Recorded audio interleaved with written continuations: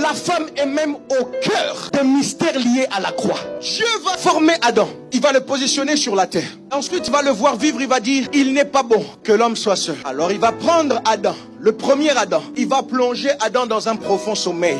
Et en plongeant Adam dans un profond sommeil, il va prendre la côte et il va former Ève. De la même manière, lorsque le second Adam arrive, au moment où il voulait entrer dans ce pourquoi il était venu sur la terre, Dieu va plonger Jésus dans un profond sommeil, le sommeil de la mort. Et à ce moment-là, un soldat va venir. Il ne va pas percer Jésus à la cuisse. Il ne va pas percer Jésus au dos. Il ne va pas percer Jésus à la nuque. Il ne va pas percer Jésus à la main.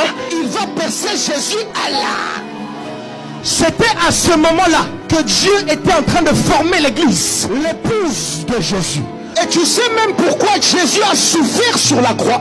Parce que Jésus est en train de faire l'œuvre d'une femme.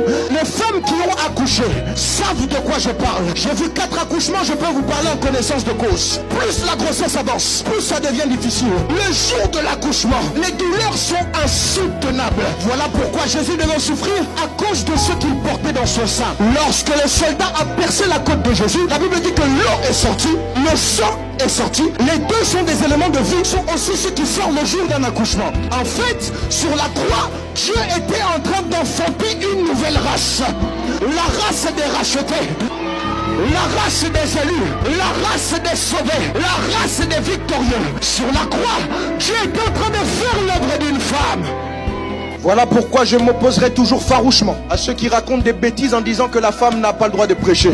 La première voix qui s'est fait entendre dans la nouvelle alliance n'était même pas celle de Jésus, mais c'était la voix d'une ex-prostituée qui venait de découvrir que Jésus a été ressuscité. Laissez les femmes prêcher. La Bible dit, dans les derniers temps, je répandrai mon esprit sur toutes.